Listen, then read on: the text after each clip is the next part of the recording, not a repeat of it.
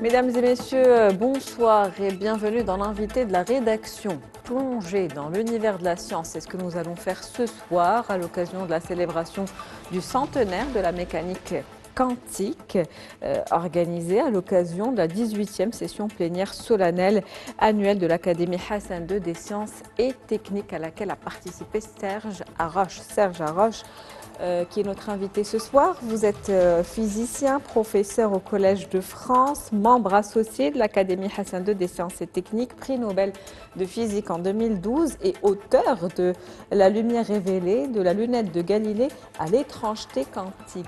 Un parcours impressionnant. Merci d'avoir accepté notre invitation. Merci de me recevoir et de me donner l'occasion de parler de physique quantique.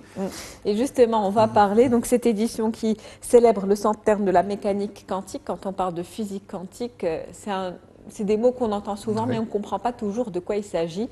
Alors si on devait commencer par un petit peu de pédagogie, quand on parle de physique quantique, de quoi s'agit-il exactement ?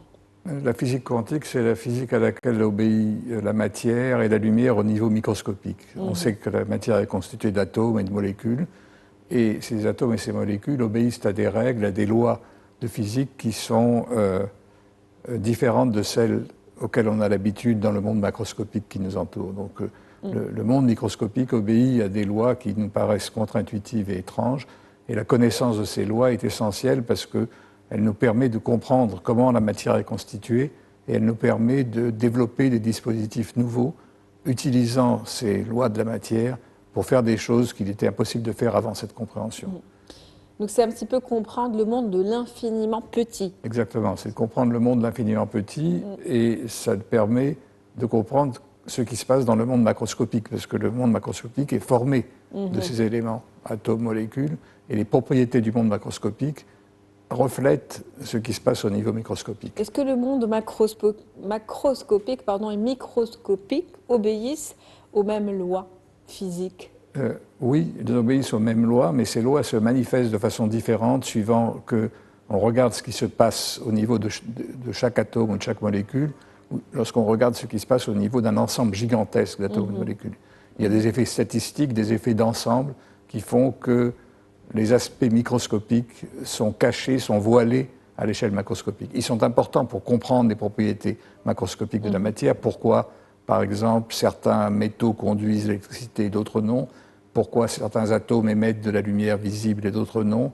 Pourquoi il existe la supraconductivité, le fait qu'à très basse température, il existe des métaux qui conduisent l'électricité sans perte. Tout ça, ce sont des propriétés qu'on a pu comprendre une fois qu'on avait explorer les mystères du monde microscopique. Et l'année 1925, il y a exactement 100 ans, c'est l'année où cette théorie quantique a été formulée pour la première fois de façon mathématique précise, permettant de faire des prédictions, permettant de prévoir des phénomènes nouveaux, permettant finalement l'explosion de toute une connaissance qui nous permet maintenant de faire des tas de choses qu'on ne pouvait pas faire il y a 100 ans. Merci pour cet éclairage. Maintenant, on comprend mieux en tout cas ce qu'est la physique quantique. Justement, à l'occasion de cette édition qui se poursuit jusqu'au 26 février, vous avez animé une conférence sur le thème le laser, un exemple du lien essentiel entre sciences fondamentales et sciences appliquées. Est-ce que vous pouvez nous parler de ce lien, justement? Le laser est un instrument, précisément, c'est peut-être un instrument qui illustre de façon très très spectaculaire le lien entre la recherche fondamentale et la recherche appliquée. Le laser, c'est une source de lumière qui est très différente des lumières habituelles, de la lumière naturelle du soleil ou des lampes, comme les lampes qui se trouvent dans cette pièce. C'est une source de lumière ordonnée. Tous les atomes à l'intérieur d'un laser émettent dans la même direction, avec la même fréquence, c'est-à-dire exactement la même couleur, et avec une intensité beaucoup plus grande que celle des lampes ordinaires. Pour arriver à faire fonctionner le laser, il a fallu comprendre les lois quantiques qui régissent l'interaction entre un atome et un grain de lumière qu'on appelle un photon. Et une fois qu'on a mis au point ce laser, on est arrivé à faire des choses qui permettent d'interroger la matière de façon très précise, par exemple de focaliser sur un seul atome et de regarder comment l'atome se comporte. Et on a pu faire des tas d'expériences qui sont venues conforter ou éventuellement préciser davantage les idées qu'on pouvait se faire sur le comportement de la matière. La matière qui est constituée, vous l'avez dit tout à l'heure, d'atomes et de particules. Oui. Et donc finalement, il y a une espèce de cercle vertueux qui fait que la physique fondamentale permet de construire des instruments lesquels nous permettent d'explorer les phénomènes fondamentaux avec plus de précision et, en chemin, de développer des appareils qui peuvent servir à la vie de tous les jours. Par exemple, il y a une utilisation du laser à laquelle on ne pense pas, c'est que tout le système Internet est basé sur la circulation de lumière laser dans des réseaux de fibres optiques qui tapissent tous les océans et qui nous permettent de communiquer entre n'importe quel ordinateur dans le monde à la vitesse de la lumière, parce que la lumière laser se propage à la vitesse de la lumière. Et donc, toutes les communications mondiales à l'heure actuelle ne seraient pas possibles telles qu'elles sont faites si le laser n'existait pas. Vous avez abordé la vitesse de la lumière, cette source de lumière qui révolutionne aujourd'hui un petit peu l'espace et le temps. Oui. Justement, on en revient à cette théorie d'Einstein qui parlait d'un temps qui ne s'écoule pas au même rythme pour deux horloges. Est-ce que vous pouvez nous expliquer ce concept? Là, vous parlez, alors on saute de la... Il y a eu deux grandes révolutions qui se sont produites au début du siècle dernier et dans lesquelles Einstein, ces deux révolutions, Einstein a joué un rôle important. C'est la théorie quantique dont on a parlé tout à l'heure et la théorie de la relativité. Et la théorie de la relativité, c'est une théorie qui permet de revisiter la notion d'espace et de temps et qui montre que, aussi bien lorsqu'on mesure des longueurs d'espace ou qu'on mesure des intervalles de temps, eh bien, le résultat dépend de l'observateur. Si les deux observateurs se déplacent l'un par rapport à l'autre à une vitesse non nulle, eh bien, ils auront des mesures de temps et d'espace différentes. Alors, ce sont des effets qui deviennent spectaculaires quand on se rapproche de la vitesse de lumière. Mais même à des vitesses relativement faibles, cet effet est visible. Par exemple, tout le monde a entendu parler du GPS, du système de positionnement. Ce système allie à la fois la physique quantique et la relativité. Qu'est-ce que c'est que le GPS? Ce sont des horloges atomiques qui sont embarquées dans des satellites et qui nous envoient des signaux à partir desquels on peut se positionner à la surface de la Terre avec une précision de quelques mètres. Donc, ça, c'est vraiment une révolution dans la navigation. Et il faut tenir compte du fait que les horloges qui se déplacent par rapport à nous dans les satellites voient un temps qui s'écoule, qui est légèrement différent de notre temps sur Terre. Ça correspond à une différence de quelques microsecondes, quelques millionièmes de secondes par jour. Mais en une microseconde, la lumière parcourt plusieurs centaines de mètres. Donc il faut tenir compte de cet effet, sinon le GPS serait complètement faux. Donc le GPS, c'est un instrument que tout le monde utilise et qui, à la fois, exploite les propriétés de la physique quantique et de la théorie de la relativité du temps pour nous permettre de faire des choses pratiques.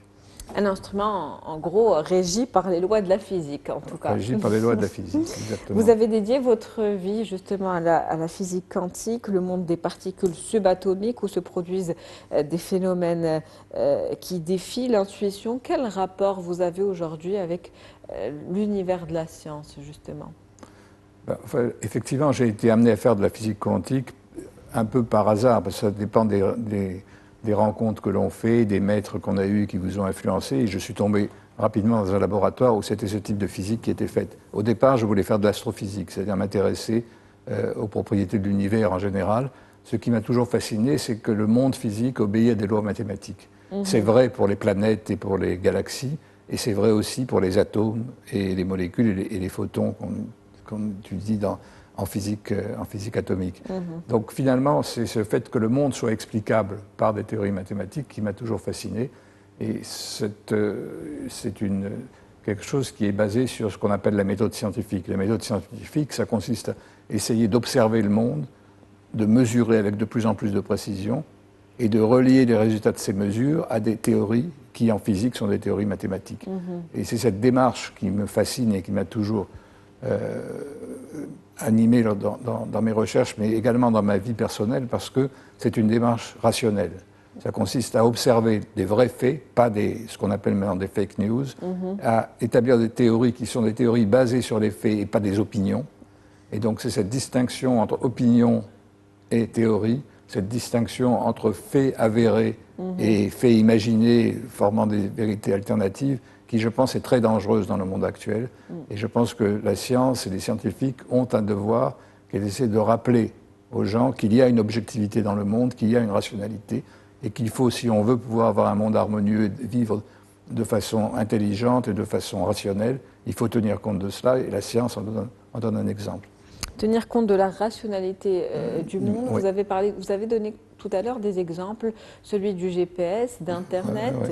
qui obéissent tous Oui. deux, Oui. bien évidemment, aux lois de la physique et de la science. Justement, quand on parle de ces technologies quantiques, quels en sont les enjeux et comment on peut en faire aujourd'hui des leviers de transformation sociétale et économique? Je veux dire, en général, quand on parle maintenant, 100 ans après la découverte de la physique quantique, de technologie quantique, on parle de quelque chose d'un peu différent de ce dont on a parlé jusqu'à maintenant. Au cours des 100 dernières années, la physique quantique, les technologies ont exploité les propriétés d'ensemble des gros systèmes quantiques. Je vous ai dit que pour comprendre la propriété des matériaux, il faut comprendre des lois quantiques sous-jacentes. Mais maintenant, on est capable de manipuler des atomes, des photons, des molécules individuelles et observer non plus la physique sous-jacente, mais observer directement le caractère étrange de la physique quantique. Et agir dessus. Et agir dessus et se servir de ce caractère étrange pour faire des choses nouvelles. Et un de ces caractères étranges, c'est la notion de superposition d'états. Le fait qu'un système quantique, un atome, un photon, peuvent se trouver à la fois dans plusieurs états avant qu'on ne les observe, avant qu'on ne les mesure. Et donc on maintient cette espèce d'ambiguïté jusqu'au moment où une mesure est faite. Et en faisant cela, eh bien, on peut développer des appareils ou des instruments nouveaux qui pourront faire des choses que les technologies quantiques du siècle dernier ne permettent pas de faire. Alors tout le monde parle de l'ordinateur quantique qui permettrait par exemple de calculer, d'avoir un ordinateur qui calcule à la fois sur plusieurs chemins en se servant de cette notion de superposition d'états. Ça reste un instrument encore un peu futuriste et c'est pas du tout sûr qu'on arrivera à le développer dans les conditions dont on parle maintenant, mais il y a d'autres applications possibles de la physique quantique microscopique. On peut développer des sondes qui mesurent les choses avec beaucoup plus de précision, par exemple des champs magnétiques ou le champ de gravitation terrestre, et imaginer des appareils qui nous permettront de faire des choses qu'on ne peut pas faire encore aujourd'hui, avec une précision qui pourrait avoir des applications pour la société. Mais comme toujours, la recherche, c'est quelque chose d'ouvert. Ce qu'on cherche, on ne le connaît pas encore. Et donc c'est très difficile de prévoir quelles vont être les applications. Le monde dans lequel on vit aujourd'hui, Einstein ou les fondateurs de la physique quantique, ils ne pouvaient pas l'imaginer. Ils auraient été très surpris, ils seraient très surpris de revenir aujourd'hui et de voir tout ce qu'on a fait avec leur théorie. Merci à vous en tout cas pour cet éclairage, Monsieur Serge Haroche, professeur Serge Haroche. Je rappelle que vous êtes physicien, professeur au Collège de France, prix Nobel de physique en 2012 et auteur de La lumière révélée, de la lunette de Galilée à l'étrangeté quantique. C'était un plaisir de vous recevoir ce soir. Merci, c'était un plaisir pour moi aussi. C'est la fin d'Invité de la rédaction pour ce soir. Merci pour votre fidélité. On se retrouve demain avec un nouvel invité, nouveau sujet. Très bonne soirée.